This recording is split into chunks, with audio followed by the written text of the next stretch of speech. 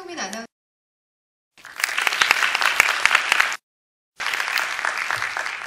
네, 오늘 이렇게 일부러 귀한 시간을 내서 우리가 이 시간을 함께 하게 된 것에 대해서 정말 뭐 인사말이 아니라 개인적으로 굉장히 큰 기쁨을 합니다.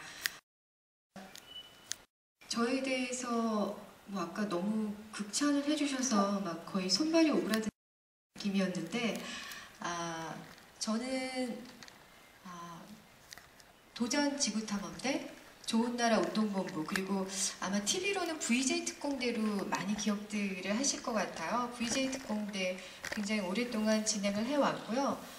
지난 98년부터 지금까지 아침 9시부터 9시까지 89.1MHz KBS 쿨 FM에서 이제 아침 프로그램 황정민의 FM 대행진을 13년간 진행하고 있습니다. 13년간 진행하는 동안 저도 이제 많은 변화가 있었죠. 이제 싱글일 때부터 시작을 해서 사실은 이제 아이 하나를 낳고 출산 휴가를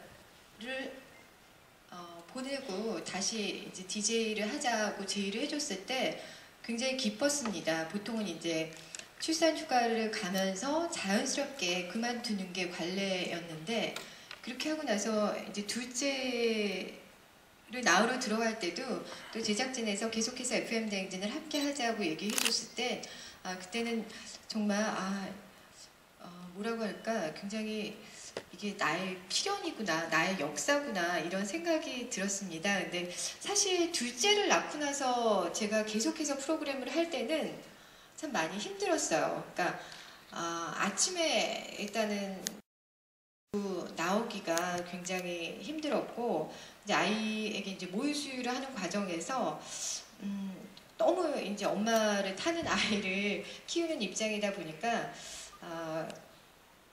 둘째를 낳고 몇 번을 이제 그만둬야겠다, 이젠 더 이상 할 수가 없겠다, 이런 생각을 많이 했었는데, 하여튼 지금 뭐 저희 둘째가 한 만 2세가 되면서 이제 좀 어려운 상황은 많이 이제 지났습니다. 저에게도 또 제작진에게도 굉장히 고마운 일이죠.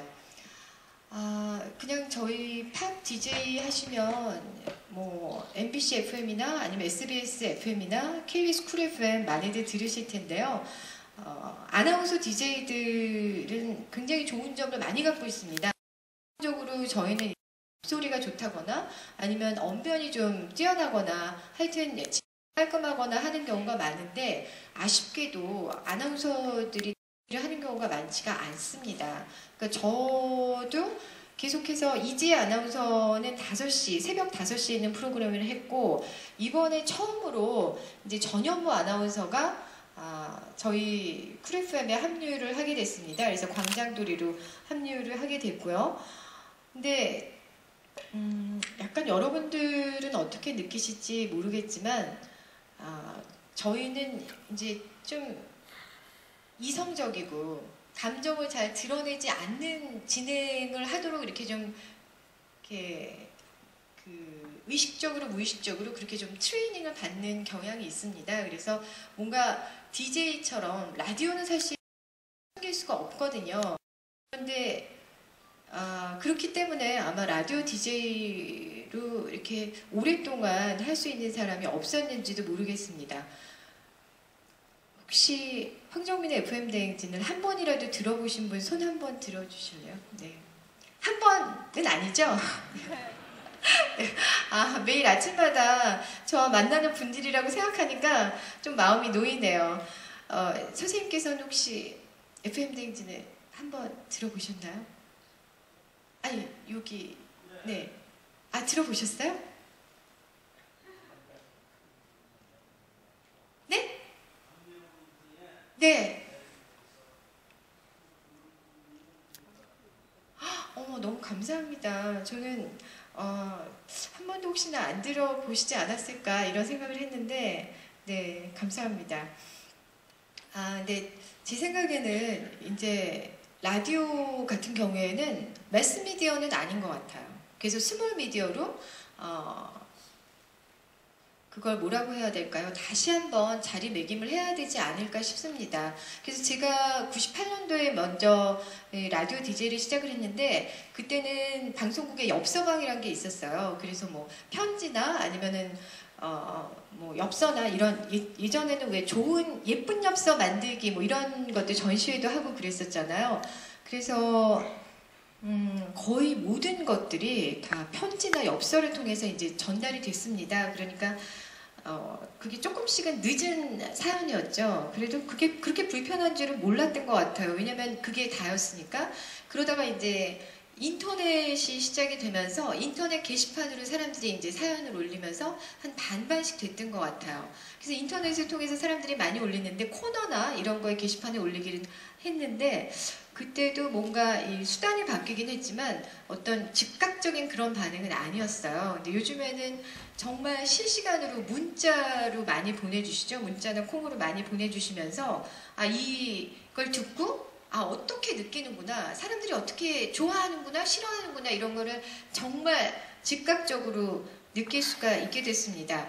그러면서 더욱더 이제 예전 같으면 좀 청산유수처럼 말을 잘하고 그 시간을 잘 진행해내고 이런 게 중요했는데 그것보다는 좀 더 촌철살인 같은 그런 DJ를 좀 원하는 것 같습니다.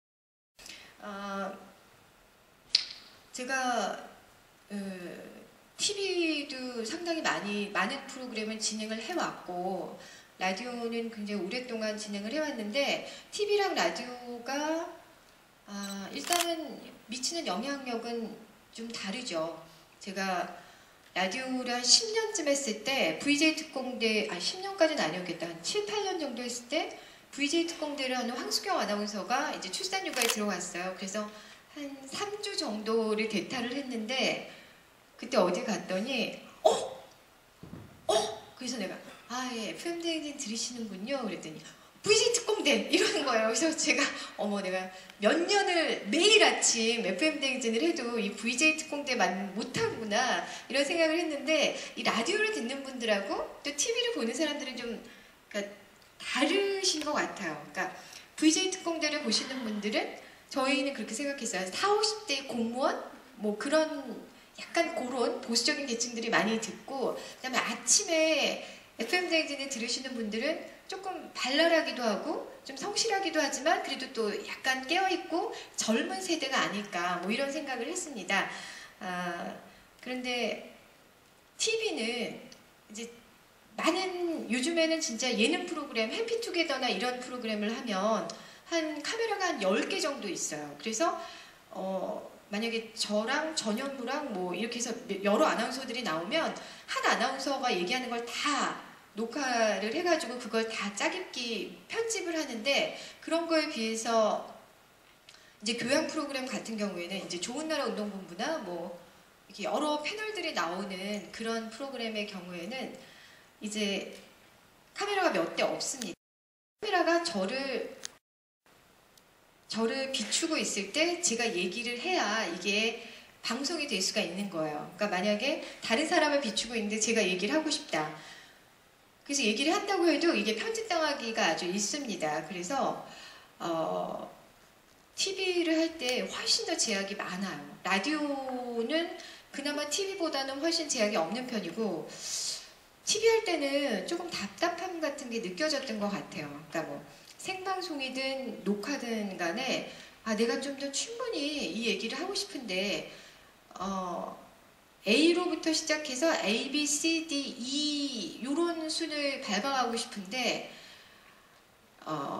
그게 좀 어렵더라고요. 그리고 라디오 같은 경우에는 제가 뭐 2시간 동안 얘기를 하니까 굉장히 얘기를 많이 하고 싶은 얘기를 다 할 수 있을 것 같지만 뭐 노래 나가고 뭐 나가고 하면은 사실 그렇게 많은 이야기를 할 수가 없어서 저희는 사실 끝나고 나서 더 회의가 길어지는 것 같아요. 2시간보다 더 회의를 많이 하는 것 같은데 제가 2002년 한 99년부터 제가 뉴스를 진행을 했습니다. 그때는 오후 8시에 뉴스투데이라는 프로그램을 진행을 했습니다. 지금은 뭐 소프트한 뉴스들이 많지만 그때만 해도 이게 좀 말랑말랑한 뉴스가 없었고 PD와 기자가 같이 제작하는 뉴스가 없었기 때문에 굉장히 센세이션을 일으켰던 그런 뉴스였습니다. 근데 제가 그 프로그램을 진행을 했는데 그때 여중생 장갑차 사망사고와 관련해서 미군 영내로 들어와서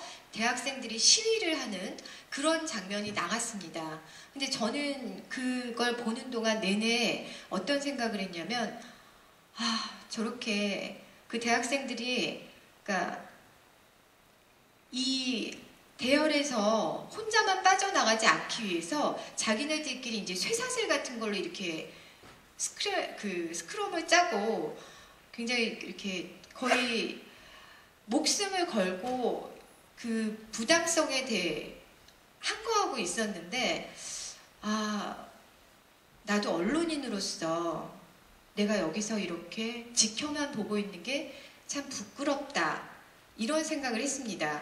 근데 사실 가장 자기 의견을 드러내기에 뉴스는 한마디는 할 수 있지만 이걸 뭐 이런 감정이 있어서 제가 부끄럽습니다 라고 얘기하기엔 이게 굉장히 시간이 짧습니다. 그래서 제가 그때 할 수 있었던 말은 부끄럽습니다 라는 말 한마디밖에 없었어요. 그러니까 그런데 저는 지금도 좀 그 뉴스를 지켜본 사람들은 그런 반응을 보이진 않았어요. 왜냐하면 저의 표정이라든지 아니면 저의 느낌을 분명히 알 수 있었을 거예요. 제가 이 사람들이 부끄럽다는 얘기가 아니라 내 자신이 부끄럽다는 얘기를 한 것인 줄 아마 본 사람들은 알 텐데 그때 야후였는데 이제 그때는 이제 기자들이 그 뉴스를 보지 않은 기자가 뭐 워딩만 이렇게 해서 뉴스를 내니까 또 그걸 받아서 푸구 퍼서 정말 엄청나게 인터넷에 돌아다니면서 이 뜻이 왜곡이 됐습니다. 그래서 그때는 저는 정말 너무 억울하다고 생각을 했지만 뭐 사실 그게 내가 얘기한 것을 사람들이 그렇게 잘못 받아들이면 많은 사람들이 그렇게 잘못 받아들인다면 내가 표현을 잘못한 것이다 라고 생각을 해서 그때 앵커직에서 하차 의사를 밝히고 이제 그만뒀습니다. 그러면서 생각을 했죠. 이 소통이란 게 어렵구나. 나랑 그 사람이랑 만나서 얘기를 하고 나서도 뒤에서는 또 다른 얘기가 나올 수가 있는데 내가 정말 불특정 다수를 통해서 그 짧은 시간 동안에 이 얘기를 한다는 건 정말 어려운 일이구나 하면서 제가 약간 그런 기피증 같은 게 생겼어요. 그래서 사실은 그때 모든 프로그램을 다 그만두고 FM 대행진만 하고 있었는데 FM 대행진을 하면서도 제가 어떤 생각이 들었냐면 내가 이렇게 얘기를 하면 만약에 내가 그리스에서 100년 만에 눈이 내렸어요. 제가 여행을 갔는데 이렇게 얘기를 하면 아니 얘는 그리스에 가는 뭐 부르주아처럼 생각이 들까? 뭐 이렇게 그러니까 뭔가 하나 얘기를 하면서도 이거에 대해서 사람들이 오해가 되지 않을까 뭐 이런 생각을 많이 했습니다. 그래서 소통이란 것은 어떤 것인가에 대해서 많이 생각을 했고 그 다음에 또 하나의 사건은 제가 방송하는 동안에 많은 분들이 이걸로 기억을 하시던데 모유수유에 대한 발언이었습니다. 그러니까 저희 이제 게스트 기자분이 나와서 모유수유의 장점에 대해서 처음엔 굉장히 불편하지만 나중에 많이 편해진다 이렇게 얘기를 했을 때 제가 아빠와 같이 써야 하는 불편함이 있죠 라고 얘기를 했는데 보통 여기서 빵 터지셔야 되는데 너무 진지하게 네. 근데 저는 사실 그거는 그렇게 막 피 터지게 분노할 만한 상황은 아니었거든요. 근데 이제 거기서부터 이제 모유수유를 하는 어머니들이 갑자기 성적 대상이 된 걸 대해서 너무 분노를 느끼고 뭐 이런 식으로 막 글을 올리신 거예요. 처음에는 출근길 유쾌한 한방, 뭐 황정민 아나운서 답다, 발랄하다 뭐 이런 식으로 얘기가 나왔었는데 그게 굉장히 얘기가 길게 가더라고요. 그러면서 나중에는 뭐 여성협회나 이런 데서 갑자기 저를 지탄하는 그래서 사실 굉장히 괴로웠어요, 제가. 근데 이런 건 아마 FM 대행진에 대한 서로 간의 공유가 없었던 것 같아요. 그러니까 FM 대행진이라는 게 너무 심각하고 뭔가 사회의 최대 현안에 대해서 얘기를 하는 거고 진지하게 무슨 모유수유의 중요성에 대해서 얘기하고 이런 프로가 아니고 아침 출근길에 가볍게 워밍업을 시키고 뭐 재미있는 이야기를 나눌 수 있는 거리를 좀 제공하고 전 충분히 그 얘기를 할 수 있을 거라고 생각을 했는데 그래서 황정민 아나운서가 나중에 결혼을 하면 꼭 모유수유를 하기를 바란다 뭐 이런 또 메시지까지 남겨주셨더라고요. 아니 그러면서 제가 굉장히 인터넷이 좀 무섭다는 생각을 많이 했어요. 솔직히 인터넷은 불특정 다수의 분들이 얼굴을 모르는 상태로 본인을 숨기고 글을 올리니까 사실은 굉장히 막말을 하시는 분들이 많죠. 특히 이제 저 같은 그 공인이라고 하는 사람한테는. 그러면서 이런 소통은 어떻게 가능할까 그런 생각을 했습니다. 근데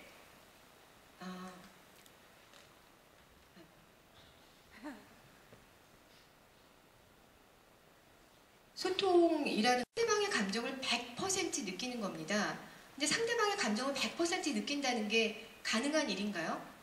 어떤 때 100% 느끼신 적이 있었나요? 연애할 때?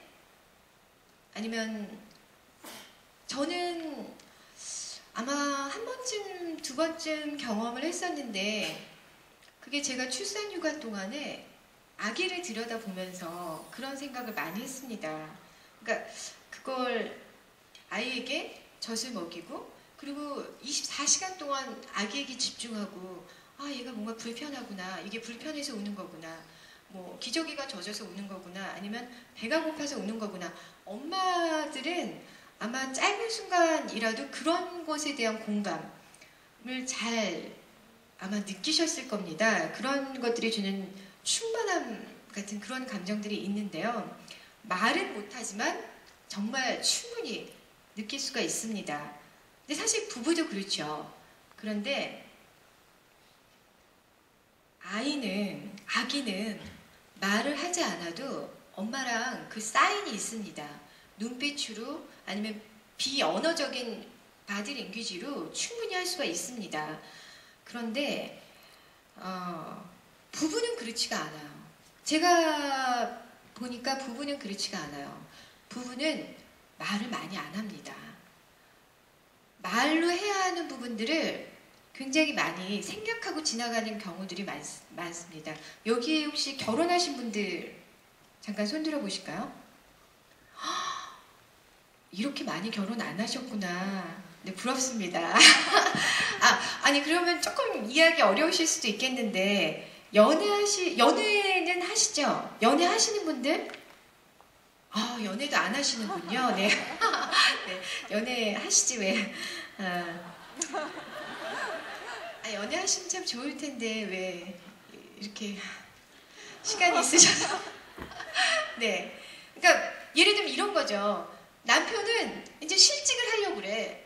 그래서 매일, 근데 사실 남자들은 좀 그런 게 있죠? 부인한테 그런 부분에 대해서 솔직하게 얘기를 하면 좋을 텐데 그걸 얘기하기까지가 너무 오래 걸리죠. 그럼 맨날 술을 마시고 들어와요. 그럼 맨날 늦게 들어와. 그러면 와이프 입장에서는 애들 보기도 하루 종일 너무너무 힘들었는데 이 남자가 술을 취해서 들어와. 그럼 이 남자가 바람을 피나? 이렇게 잘못 오해가 되는 거죠. 근데 이 남편의 입장에서는 자기가 너무 힘들어한다는 사인을 충분히 보냈다고 생각을 하는 거죠. 근데 못 알아들으니 아니 내가 이렇게 개떡같이 말을 해도 찰떡같이 알아듣든지 이래야 되는데 근데 부인 입장에서는 너무 황당한 거죠.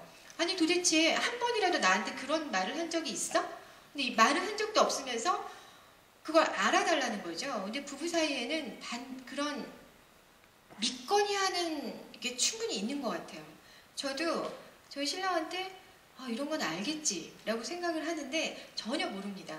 얘기를 해줘도 심지어 모르는 경우가 굉장히 많고 그냥 이 여자가 화를 내지 않기만 바라면서 알았어 하는데 한 5년 뒤에 보면 아, 그게 게 아니구나. 이런 생각을 들 때가 너무 많아요. 근데 제가 이제 집에서 전 야구를 별로 좋아하지 않았는데 저희 신랑이 굉장히 야구 광이어가지고 이제 야구에 대해서 보면 투수와 포수가 사인을 서로 맞추죠. 그래서 강속구를 던질 때는 강속구로 받아야 되고 커브를 던질 때는 커브로 받아야 되는데 이게 사인이 안 맞을 때가 있겠죠. 그런 사람들도. 사실은 부부도 이렇게 서로 사인이 맞아야 합니다. 그런데 사인이 안 맞으면은 커브를 하는데 강속구로 받으면 그냥 포수 얼굴에 맞죠. 그런 경우처럼 투수와 포수가 합심해서 타자와 싸워야 되는데 자기네들끼리 이렇게 상처를 주고 끝나는 경우가 많습니다. 직장에서도 마찬가지입니다. 저희 직장에서는 뺀질이는 끝까지 뺀질돼야 된다. 이런 말이 있습니다. 그러니까 뺀질되다가 갑자기 일을 열심히 하다가 뺀질되다가 이러면 정말 욕먹습니다. 그냥 뺀질되면 아 쟤는 뺀질되는 애구나 이렇게 생각을 할 텐데 이거 예상외로 일이 또 하네? 그러다가 이 사람에 대한 기대감이 높아졌는데 갑자기 또 뺀질되면 아 얘는 이번에는 뭐야 잘 못하네 이런 느낌이 드는 거죠. 그러니까 어떤 부장과 직원이 있었는데 일을 내렸어요. 그럼 알겠습니다 부장님 최선을 다하겠습니다 이렇게 얘기를 하고 일주일 뒤에 보고서를 가져갔습니다.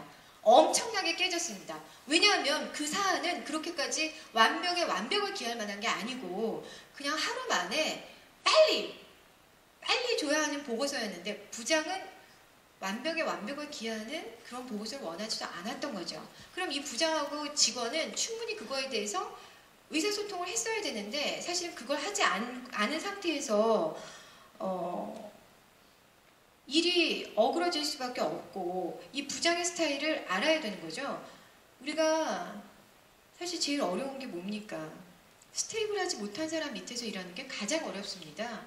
어떤 때는 일주일 만에 가져갔는데 어떨 때는 너무 칭찬을 하고 어떨 때는 하루 만에 갔는데 또 그것 때문에 깨지기도 하고 이렇게 되면은 아랫사람들이 일하기가 굉장히 힘들어집니다. 정말 못됐든 아니면 꽉 막혔든 어쨌든 일관성이 있는 게 굉장히 중요하다고 생각을 해요. 그러니까 아기와 엄마도 그렇습니다. 이 소통이라는 것도 공감이라는 것도 학습이 돼야 하는 거잖아요. 그러니까 예를 들면 내가 울었어. 아기가 울었으면 엄마가 젖을 줘. 그럼 내가 울면 엄마가 젖을 주는구나 이렇게 생각을 해야 되는데 내가 울었는데 엄마가 그날은 막 때려. 너 왜 우니? 그리고 때리면은 엄마가 이렇게 되는구나. 어쩔 때는 또 젖을 주고 이렇게 되면은 학습이 되지 않는 거죠. 기본적인 신뢰관계도 형성이 안 되고 그러니까 우리가 다른 사람을 대할 때 굉장히 스테이블한 관계가 저는 중요하다는 생각이 듭니다. 그래서 우리가 서로 주고받는 소통의 키워드가 조금 더 학습돼야 되고 규칙적이어야 한다는 생각이 들고요. 와이프가 알아주겠지 아니면 애인이 알아주겠지 하는 생각은 하지 마시고 이제 적극적으로 말로 표현해 주시기 바랍니다. 그렇다면 우리가 모든 걸 말로 할 수 있느냐? 모든 걸 말로 하시는 분 손 들어보세요.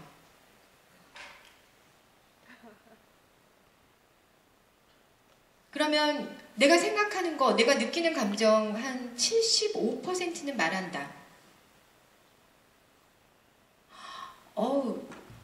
그럼 사회에서는 조금 왕따 당하시기도 하시겠어요. 아니 제가 보니까 별로 그렇게 그럼 50%는 말한다. 좀 화병 있으실 것 같기도 한데 그러니까 자기가 원하는 걸 또 말로 다 표현도 못하는 경우가 참 많죠. 그렇다면은 어떻게 하면 상대방에게 내 감정을 내가 생각하는 바를 잘 전달할 수 있는가에 대해서 조금 더 우리가 생각해야 될 텐데요. 말로 하는 게 사실은 제일 좋습니다. 그래서 정신과적인 치료를 받거나 상담을 받거나 그런 것들이 가능한 게 말로 다 표현을 하기 때문에 가능한 거라고 합니다. 그러니까 말이 우선은 제일 중요한 거죠. 그리고 정말 다른 사람들은 여러분들이 어떤 일을 하고 있고 어떤 생각을 갖고 있고 이런 거에 대해서 관심도 없고 잘 알지도 못합니다. 그러니까 그게 무슨 자기 자랑을 하는 게 아니라 충분히 내가 이런 일을 하고 있고 이런 거에는 어떤 어려움이 있고 어떤 즐거움이 있고 이런 걸 충분히 주변과 공감을 하실 필요가 있다는 생각이 듭니다. 그러니까 엄마와 아기와의 관계, 또 말로 하는 그런 관계가 좀 절충이 되어야 된다는 생각이 드는데 저와 여러분의 공통점이 있습니다. 어떤 걸까요?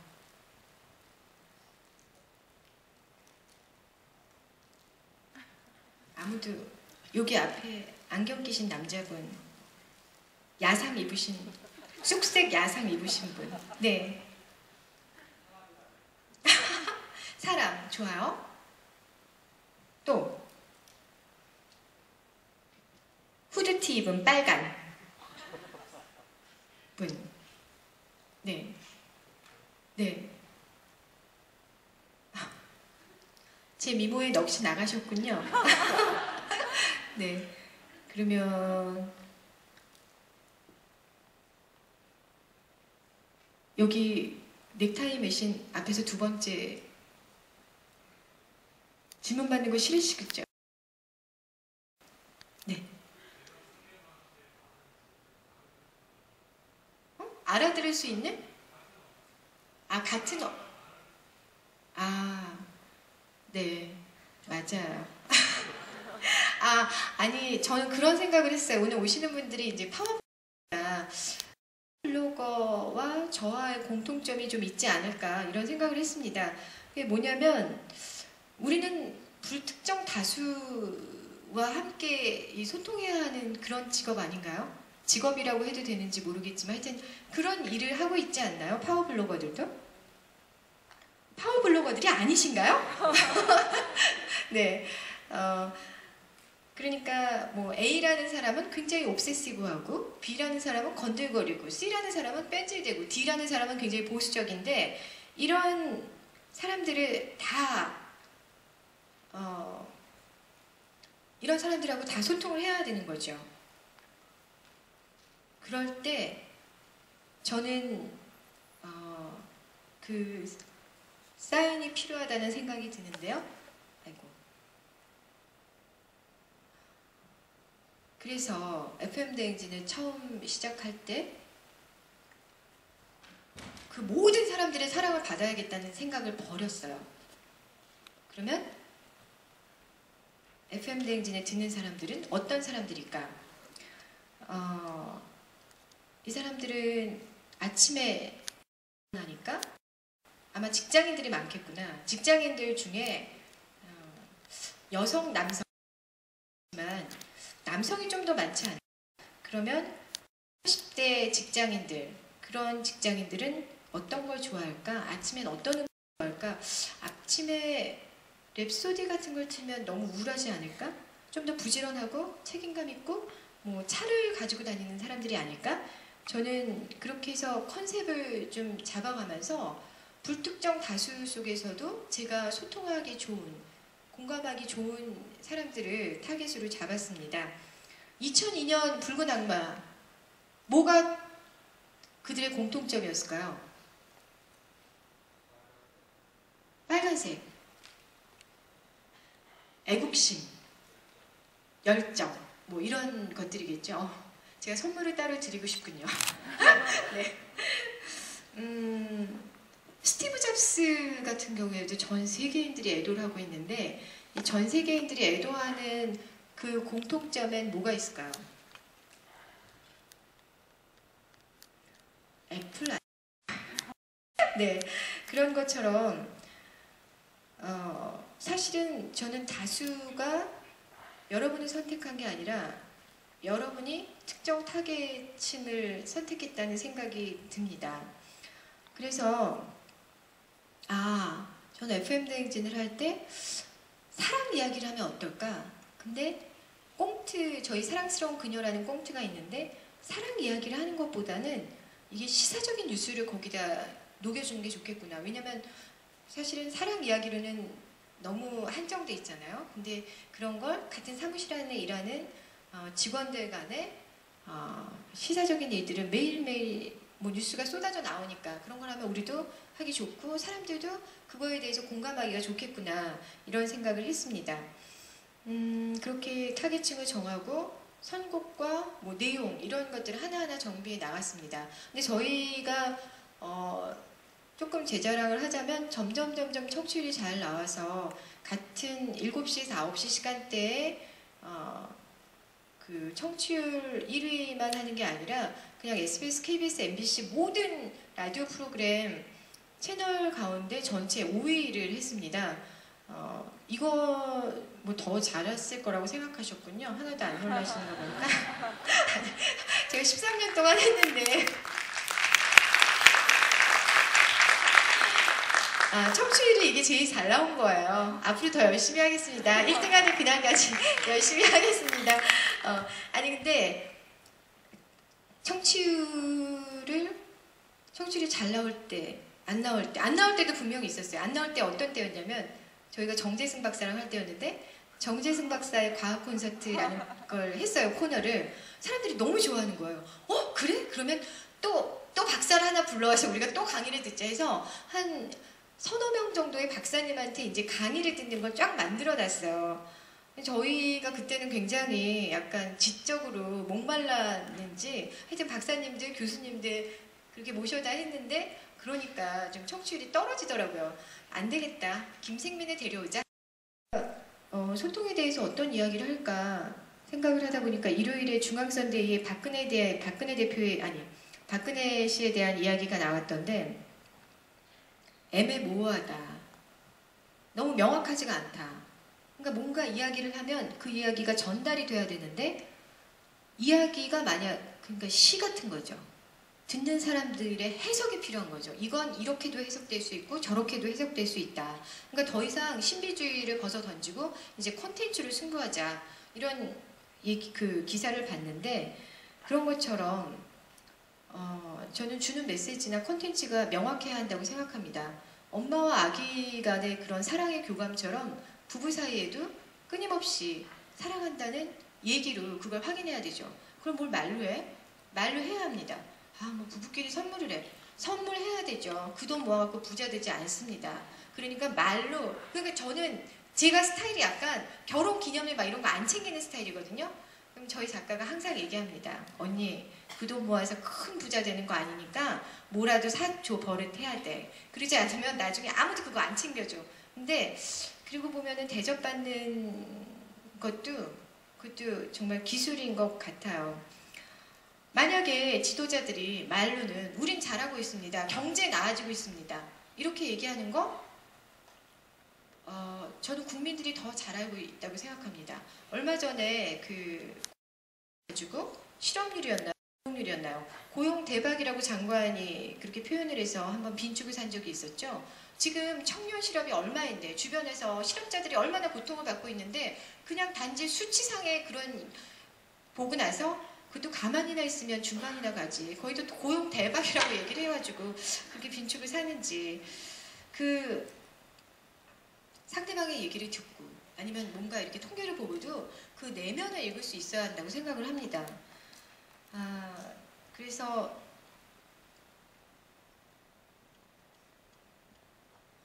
제가 오늘 여러분들한테 드리고 싶었던 얘기는 저는 온라인이나 오프라인이나 어떤 공감하는 능력, 공감하는 태도 그런 건 비슷하다고 생각을 합니다. 저 개인적으로 좀 매력이 있는 사람들이 파워 블로거가 된다고 생각을 하고 사람이 사람을 대할 때 어떤 진정성이라든지 호감이라든지 아니면 각자의 색깔이라는 게 있잖아요. 그런 것들을 잘 드러낼 때 그게 소통과 공감의 기본이 되지 않을까 싶습니다. 그래서 제가 저는 자기 자신에 대한 믿음이 참 부족한 사람 중에 하나인데 정말 징크스가 많죠. 이 옷을 입을 때 항상 뭘 엎질렀어. 그럼 이 옷을 입고 싶지 않은 거예요. 그렇지만 또 한 번 골탕을 먹고 또 한 번 속더라도 다시 한 번 더 나를 믿고 에이 그래 나는 옷보다는 내 운명을 믿겠어, 내 의지를 믿겠어 하면서 다시 한번 또 도전해 볼 수 있는 그런 마음 있잖아요. 다른 사람들이 뭐라고 하든 나 자신에 대한 믿음 같은 걸 끝까지 놓지 않았으면 좋겠습니다. 그리고 제가 처음에 FM 대행진을 진행할 때 그 전에 이제 최은경 아나운서가 너무너무 이걸 맛깔스럽게 진행을 하다가 이제 갔습니다. 결혼을 하면서 이제 유학을 하면서 갔기 때문에 청취율이 떨어지고 나서 제가 맡은 게 아니어서 전 굉장히 힘들고 많이 비교를 당했어요. 그리고 뭐 예를 들면은 유학 갔다 오면 그 자리를 물려줘야 되니까 그동안만 바꾸지 말자 뭐 이런 얘기까지 듣고, 근데 저는 또 이렇게 비교를 당하면 굉장히 주눅이 드는 스타일인데 늘 생각하죠.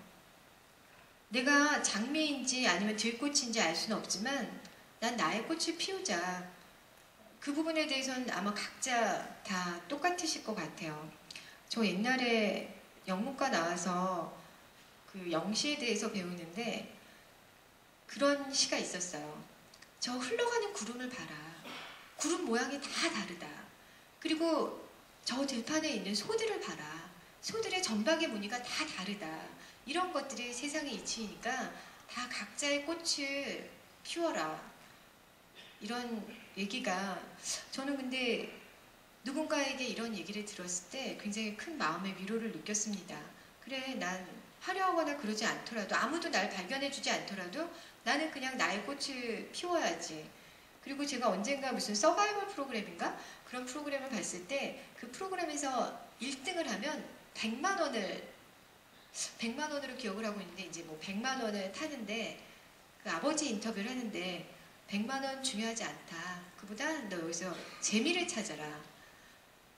여러분들께서 하시는 일들이 물론 뭐 승부수를 뛰어서 뭐 돈을 많이 벌거나 아니면 많은 사람들한테 인정을 받거나 그런 것들이 사실은 너무나 중요하죠. 중요한 결과고 나를 기쁘게 하는 그런 숫자고. 하지만 그런 승부, 승리 뭐 이런 것보다는 그걸 만들어가는 과정에서 재미를 찾아가시기 바랍니다. 제 얘기는 여기서 마치고요. 여러분 질문 몇 개 받도록 할게요. 네, 황정민 아나운서께 궁금하신 점 있으신 분들 손 들어주시면 저희가 마이크를 가져다 드리도록 하겠습니다.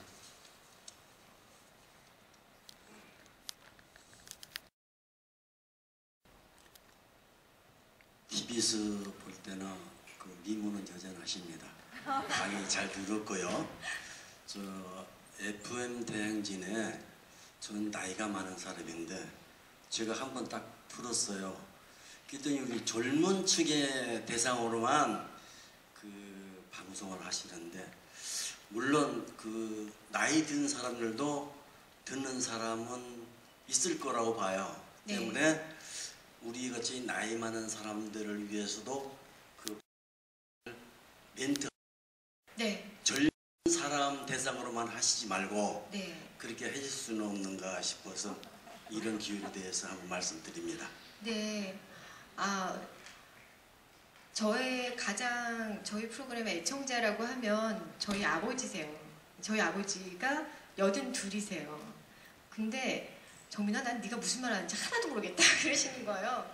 그리고 제가 10주년, 뭐 13주년 이렇게 콘서트를 할 때 보러 오셨는데 저도 몰랐는데 아빠가 나가면서 이렇게 귀에서 솜을 꺼내갖고 나가시더래요. 그러니까 너무 시끄러워가지고 그냥 이렇게 솜을 끼고 그냥 저만 바라보고 계셨던 거죠.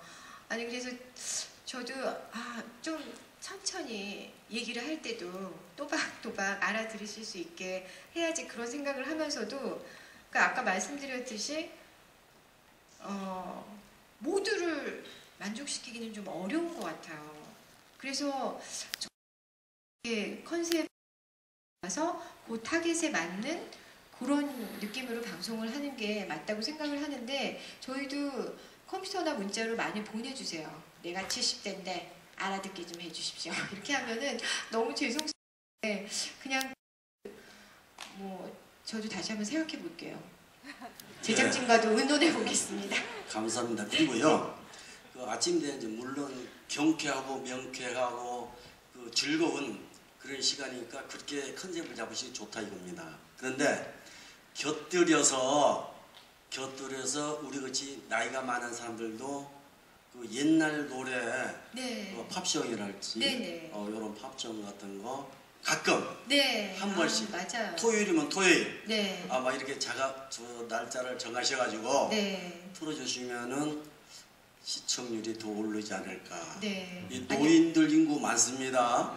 젊은 사람만 많은 게 아니라 예, 그 옛날에 그 올드 그런 팝송 같은 거요 가끔 네. 한 번씩 틀어주시면은 네. 아마 인기가 많을 것이고 시청률이 네. 아마 배가 될 겁니다. 그러니까 참고하시기 바랍니다. 주변에 많이 소문내 주세요, 친구분들한테. 예, 제 트위터로 네. 소문해드립니다. 감사합니다. 예.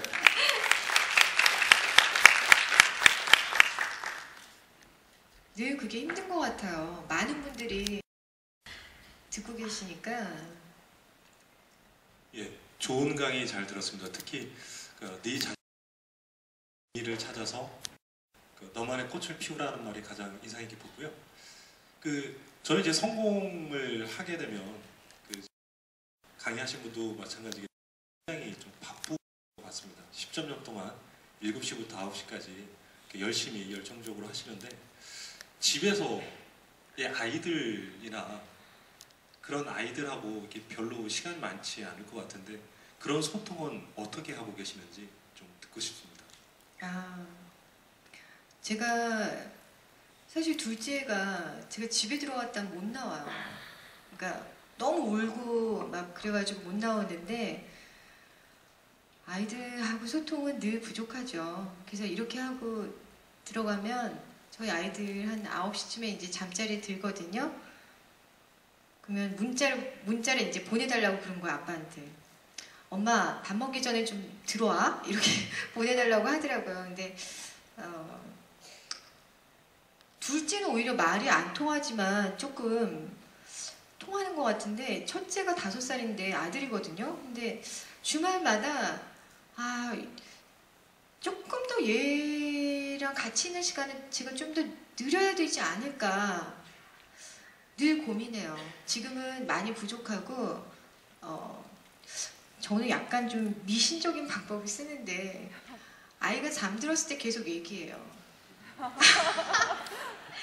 그래서 레준아, 엄마가 너무 TV 때문에 너랑 싸우고 있는데 TV를 너무 많이 보면 네가 눈도 나빠지고 그리고 뭐 이렇게 해서 좀 그러니까 5살이 되니까 얘가 자기 의지가 생겨가지고 저한테 계속 잔소리처럼 느끼는 것 같아요. 그래서 제가 언젠가 이제 영재를 키운 어머니들의 인터뷰를 했는데 잠들어 있을 때 좀 얘기를 하면 마치 그 태교를 하는 것처럼 이게 좀 무의식적에 들어간다고 해서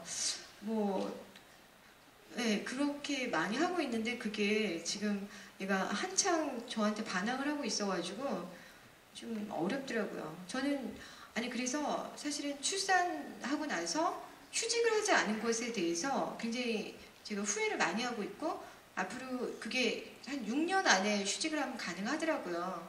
그래서 한 1년 정도나 2년 정도는 휴직을 해서 아이랑 있는 시간을 충분히 좀 가져보려고 생각하고 있어요.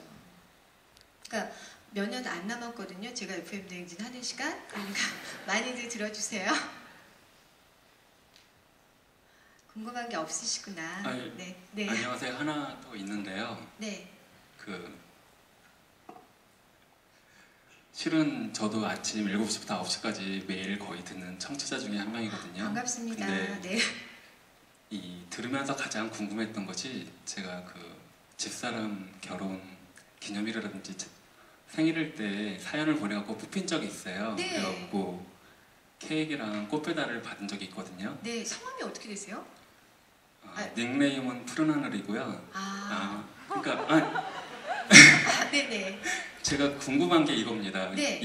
이런 사연들을 보내거나 네. 어떤 선물을 보내줬을 때 황정민 아나운서가 그걸 관여를 하고 아니면 그런 부분들을 기억을 한다든지 왜냐면 하루에도 굉장히 많은 분들이 선물을 받고 사연을 읽어주고 그 사연에 대해서 선물을 받기 때문에 과연 이 청취자하고 약간 소통을 굉장히 중요시하고 생각을 하고 있는데 네. 그런 분들을 진짜 중요시하는지 아. 그게 그리고 한 가지만 더 아까 네. 그 아이하고 소통 물어봤었는데 네. 그 13주년 그 제작진이 네. 그 아이가 보낸 편지에 의해서 눈물을 보였다는 기사도 네. 봤거든요. 네. 그래서 굉장히 따뜻한 분이라고 생각을 했는데 그 진짜 여기 끝나고 나서 그 여기 있는 분들하고 그 단체 사진 촬영 같은 것도 좀 해주셨으면 하고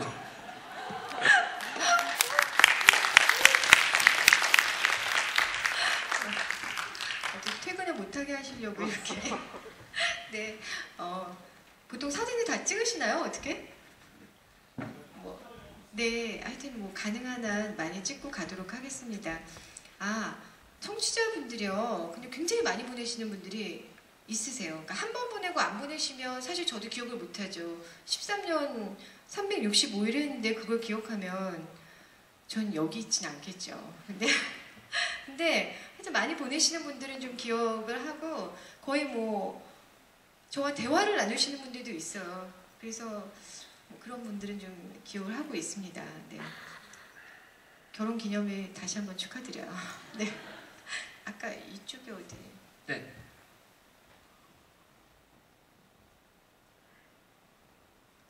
좋은 강의 또 좋은 방송 잘 듣고 있습니다. 오늘 또 좋은 말씀 해주셔서 저도 공감이 많이 되는데요. 그 라디오를 진행하시면서 뭐 여러 가지 청취자들로부터 사연을 많이 받으시잖아요. 네. 혹시 아나운서께서 혹시 그 사연들을 읽다 보면은 뭐 나름대로의 그런 그 뭐라 그래야 되나 공감이 되거나 아니면 나랑 이런 것과 뭐랑 비슷하다 그래야 되나요? 네. 그런 거 있다고 느껴지실 때가 있는지 혹시 그런 구체적인 사연이 있으면 혹시 한번 좀 하나만 소개해 주시면 고맙겠습니다. 아니 전 뭐 그런 거에 대해서는 너무 공감을 많이 하고 아마 많이 들으시는 분들은 알겠지만 저는 주로 연애에 대해서 상담을 많이 해주죠. 그래서 이 남자가 좀 속을 많이 썩이는데 어떻게 할까요? 아니면 이 남자가 헤어지자고 했는데 이 사람한테 다시 제가 연락해도 될까요? 이러면 절대 하지 마십시오. 해도 후회할 거고 뭐 안 해도 후회하겠지만 하면 그 다음에 혹시나 한 번쯤 그 남자가 되돌아올 수도 있지만 절대 안 돌아올 거다. 뭐 이런 거라든지 35이 넘으셨는데 결혼할 생각이 없다.